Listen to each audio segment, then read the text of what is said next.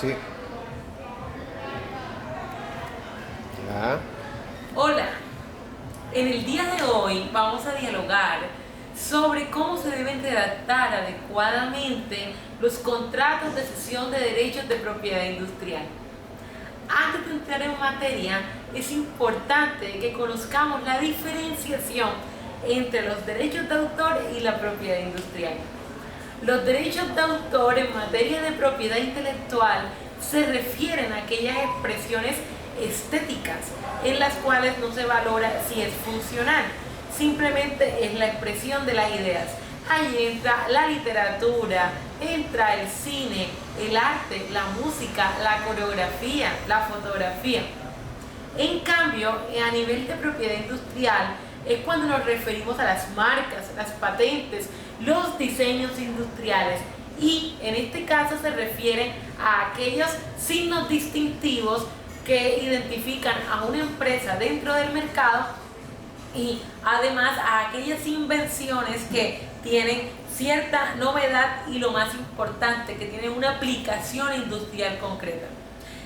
Precisamente alrededor de los últimos derechos es que quisiera explicar cómo debe ser adecuadamente redactado un contrato de cesión de derechos de propiedad industrial. Entonces, lo primero es lo siguiente: si yo tengo un contrato de cesión de patentes, por ejemplo, debo ser lo más detallada posible. No puedo simplemente colocar el nombre o colocar un párrafo ambiguo que dé lugar a malas interpretaciones. Tengo que ser constante en lo que tiene que ver con las partes, con la identidad. Tengo que incluir una cláusula que diga cuál es el domicilio de la firma del contrato, cuáles son las obligaciones y cuáles son los derechos.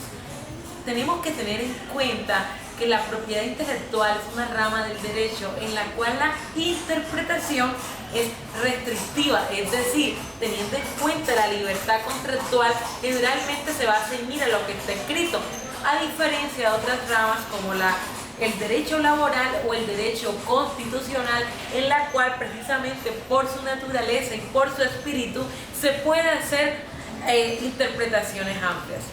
Entonces, es muy importante tener claras cuáles son las obligaciones tanto del cesionario o el licenciatario y cuáles son los derechos, cuál va a ser el régimen aplicable, el régimen jurídico aplicable a estos contratos. Hay que tener en cuenta que en materia de propiedad industrial, que están ahí los diseños industriales, las marcas, las patentes, muchas veces las partes pueden ser de diversos países y entonces habrá algunas normas de derecho internacional privado que regirán. Entonces es muy importante tener en cuenta, en un caso de que surja una diferencia o que surja un litigio, qué va a ser lo aplicable. Por otro lado, es importante tener en cuenta también cuál es la diferencia entre una cesión y una licencia.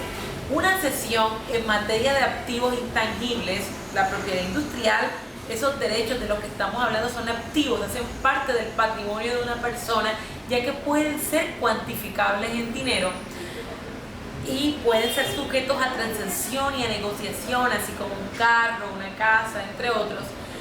Si hablamos de una cesión, esto se asimilaría como una compraventa de los bienes inmuebles. Entonces, en esta cesión se traspasa el dominio de una parte a otra. En cambio, la licencia es una autorización temporal que se le da a una persona, natural o jurídica, para que use una marca, una patente, un diseño industrial, un esquema de circuitos integrados, pero sin perder la titularidad, sin perder el dominio. Entonces, es importante también que tengamos estos aspectos en cuenta, porque definitivamente no es correcto por ningún lado contratos de cesión o contratos de licencia que sean escuetos, que sean demasiado ambiguos, que den lugar a confusiones, teniendo en cuenta además que estamos pues en el derecho comercial y que si bien rige la voluntad de las partes, esto no debe ser motivo de laxitud, sino al contrario, las partes deben ser amplias. Hay una parte del derecho en este momento que está tomando auge que se llama el Legal Tech y es la aplicación, por ejemplo, del diseño gráfico a las actividades legales. Esto a mí me parece maravilloso, sin embargo, aún en estas adaptaciones tiene que quedar de manera clara y concisa cuáles son las obligaciones, los detalles de tiempo, modo y lugar para proteger a ambas partes ante un litigio.